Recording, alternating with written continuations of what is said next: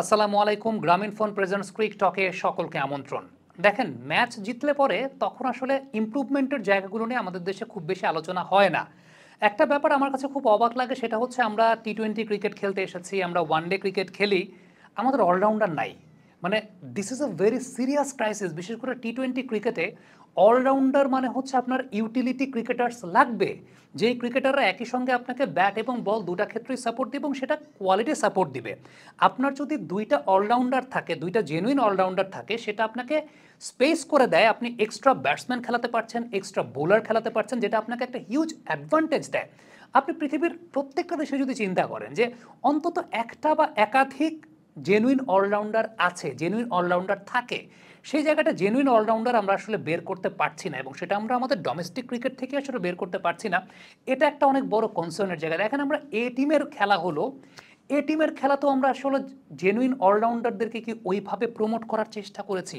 এটা কিন্তু একটা অনেক বড় কোয়েশ্চেনের জায়গা আসতে পারে, যে আমরা এ টিমের খেলাটা, যেটা আসলে নেক্সট টু ন্যাশনাল টিম, সেই জায়গাটা জেনুইন অলরাউন্ডারদেরকে আমরা আসলে কতটুকু প্রমোট করতে পেরেছি, বা অলরাউন্ডার নিয়ে অলরাউন্ডিং ক্যাপাবিলিটি বিল্ড আপ করা নিয়ে আমাদের আসলে পরিকল্পনার জায়গাটা কি। হ্যাঁ, শেখ মেহেদীকে 4-এ ব্যাটিং করানো হয়েছে, definitely it's a very positive move, এবং এটা বোঝাই যাচ্ছে যে সালাউদ্দিন স্যার কিংবা ফিল সিমন্স তারা চাচ্ছেন শেখ মেহেদী যাতে ব্যাটিংটাও ইমপ্রুভ করে। বাট ফ্যাক্টর জায়গাটা হচ্ছে এই জিনিসটার চলটা না ডোমেস্টিক ক্রিকেট থেকে আসলে এইভাবে শুরু করতে হবে। ডোমেস্টিক ক্রিকেট থেকে শুরু করে ইভেন অলরাউন্ডারদের জন্য ব্রাঞ্চ অফ মিনি অলরাউন্ডার্স, যারা হয়তো বা বোলিংটা ভালো পারেন, ব্যাটিংটা ভালো পারেন না, ব্যাটিংটা ভালো পারেন, বোলিংটা আপ টু দ্য মার্ক হয় না। সো তাদের কোন জায়গায় ক্যাপাবিলিটির সমস্যাটা আছে, যে হয়তো বা বোলিংয়ে ভালো বাট ব্যাটিংয়ে ভালো না, তাকে আলাদা করে তাকে নিয়ে ব্যাটিংয়ের প্রোগ্রাম করা। একটা অলরাউন্ডিং জোন যদি আমরা করতে পারি, বা অলরাউন্ডার্স প্রোগ্রাম যদি আমরা একটা করতে পারি, সেই জায়গাটা আমার কাছে ব্যক্তিগতভাবে মনে হয় যে সাইফুদ্দিন আছে, শেখ মেহেদী আছে, আশেপাশের অনেকে আছে, আমি যদি চিন্তা করি যে মাহফুজ রাব্বি আছে, আরও অনেকেই আছে, আমি হয়তো বা এই মুহূর্তে নাম মেনশন করতে পারছি না। আমাদের প্রপার অলরাউন্ডার নাই। দিস ইজ ভেরি ট্রু, আমাদের প্রপার অলরাউন্ডার নাই। এখন খুব সিম্পল একটা ব্যাপার, আমি যখন এ টিমটা আমি যখন গঠন করছি, এ টিমে আমি ব্যাটসম্যানদের প্রায়োরিটি দিচ্ছি, আমি বোলারদের প্রায়োরিটি দিচ্ছি, আমি অলরাউন্ডারের প্রায়োরিটি দিচ্ছি না। সো এই প্রায়োরিটি দেওয়াটা আসলে খুব ইম্পর্টেন্ট। এ টিমে সাইফুদ্দিনকে আমি খুবই এক্সপেক্ট করছিলাম, বাট এ টিমে সাইফুদ্দিন ছিলেন না। ওইখানে হয়তো বা ব্যাটিং করার চান্স তার আসতো, ব্যাটিং করার চান্স পেলে হয়তো বা ব্যাটিংটাকে নিয়ে তিনি আলাদা করে কাজ করতে পারতেন। ইভেন আমার কাছে মনে হয় শুধুমাত্র এ টিমের যে ম্যাচ সেখানে না, অলরাউন্ডারদের জন্য আলাদা ডেভেলপমেন্ট প্রোগ্রামই আমাদের থাকা উচিত। কারণ মডার্ন ডে ক্রিকেটে আপনি যদি সাদা বলের ক্রিকেটটা ডমিনেট করতে চান, আপনার অলরাউন্ডার লাগবেই। অলরাউন্ডার থাকা মানে হচ্ছে সেই জায়গাটা আপনি অনেক বড় অ্যাডভান্টেজ পাচ্ছেন। দেখেন, সাকিব আল হাসানের পরে আমরা আসলে জেনুইন অলরাউন্ডার আমরা আসলে পাই নাই। আমাদের যে অলরাউন্ডার নাই, ইটস আ জেনুইন ক্রাইসিস। আজকে আরব আমিরাতের সঙ্গে ম্যাচ জিতলাম, আমরা হয়তো বা খুব অ্যাপ্রিসিয়েট করতে পারি, বাট ডেভেলপমেন্ট প্রসিডিউরের জায়গাটা যদি আপনি চিন্তা করেন, সেই জায়গাটায় আপনি বড় টিমের সাথে অলরাউন্ডার ছাড়া জিততে পারবেন না।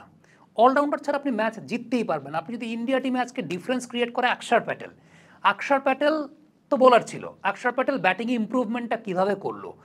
ওই যে জায়গাটা, যে ওরা ওদের এই সমস্ত ব্যাটসম্যানদেরকে বা এই সমস্ত বোলারদের যেই এবিলিটিগুলো কম, বোলারের যদি ব্যাটিং এবিলিটি কম থাকে, তার ব্যাটিংটাকে নিয়ে আলাদা করে কাজ করা, ব্যাটিং এবিলিটির পর যদি বোলিং এবিলিটির প্রবলেম থাকে তাদের সেটা নিয়ে কাজ করা। আপনি যদি চিন্তা করেন গ্লেন ফিলিপস এখন বোলিংয়ে সাপোর্ট দেয়। ব্রেসওয়েলের কথা যদি চিন্তা করেন, যে ব্রেসওয়েল এখন ব্যাটিং বোলিং দুইটা জায়গায় নিউজিল্যান্ড টিমে সার্ভিস দিচ্ছে। সো এই যে branch of all-rounders, which is very important, যে ব্রাঞ্চ অফ অলরাউন্ডার্স তারাই সাদা বলের ক্রিকেটে কিন্তু আপনার ডিফারেন্সটা ক্রিয়েট করে দেবে। কারণ সাদা বলের ক্রিকেটে স্পেশালিস্ট প্লেয়ারের চাইতে ইউটিলিটি ক্রিকেটারের কদরটা অনেক বেশি মাত্রায় বেড়েছে।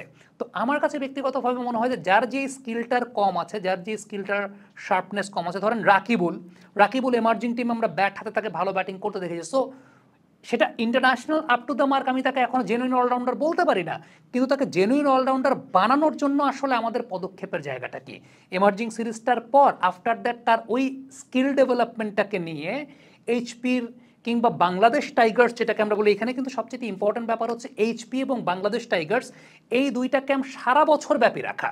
সারা বছর ব্যাপী থাকলে পরে যেটা হবে সেটা হচ্ছে যখন যে প্লেয়ার ন্যাশনাল টিমের বাইরে যাচ্ছে তখন সে ওই জায়গার আন্ডারে, কিংবা যখন যে প্লেয়ার এমার্জিং হয়ে উঠে আসছে তখন সে এইচপির আন্ডারে প্র্যাকটিস করতে থাকবে। এবং এই যে সেগুলোর মধ্যে এটাকে কোলাপ করা, যে অলরাউন্ডিং জোনটা বা অলরাউন্ডিং ক্যাপাসিটির জায়গাটাকে বিল্ড আপ করা, স্পেশালাইজড অলরাউন্ডার্স তৈরি করা।